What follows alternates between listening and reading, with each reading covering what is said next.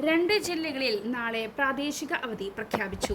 വിദ്യാഭ്യാസ സ്ഥാപനങ്ങൾക്കും സർക്കാർ സ്ഥാപനങ്ങൾക്കും അവധി ബാധകമാണ്. നവംബർ 3 തിങ്കളാഴ്ച രണ്ട് ജില്ലകളിലെ വിദ്യാഭ്യാസ സ്ഥാപനങ്ങൾക്കാണ് അവധി ലഭിക്കുക. വിശദാംശങ്ങൾ അറിയാം. അതിനു മുമ്പായി ചാനൽ ഒന്ന് സബ്സ്ക്രൈബ് ചെയ്യുക. വീഡിയോ ലൈക്ക് ചെയ്ത് ഷെയർ ചെയ്ത് കാണാനും ശ്രമിക്കുക. പരുമലപ്പള്ളി തിരുനാളിനോടനുബന്ധിച്ച് നവംബർ 3 തിങ്കളാഴ്ച 3 താലൂക്കുകളിൽ പ്രാദേശിക അവധി പ്രഖ്യാപിച്ചു. പത്തനംതിട്ടയിലെ തിരുവല്ല, ആലപ്പുഴയിലെ മാവേലിക്കര, ചെങ്ങന്നൂർ താലൂക്കുകളിലാണ് പ്രാദേശിക അവധി പ്രഖ്യാപിച്ചിട്ടുള്ളത്. ഈ താലൂക്കുകളിലെ എല്ലാ സർക്കാർ ഓഫീസുകൾക്കും വിദ്യാഭ്യാസ സ്ഥാപനങ്ങൾക്കും ജില്ലാ കളക്ടർ അവധി പ്രഖ്യാപിച്ചിട്ടുണ്ട്. എന്നാൽ മുൻകൂട്ടി നിശ്ചയിച്ച പൊതുപരീക്ഷകൾക്ക് അവധി ബാധകമല്ല. പരിശുദ്ധ ഗീവർഗീസ് മാർ ഗ്രിഗോറിയോസ് തിരുമേനിയുടെ 123-ാം ഓർമ്മ പെരുന്നാളാണ് പരുമലപ്പള്ളി തിരുനാളായി ആഘോഷിക്കുന്നത്.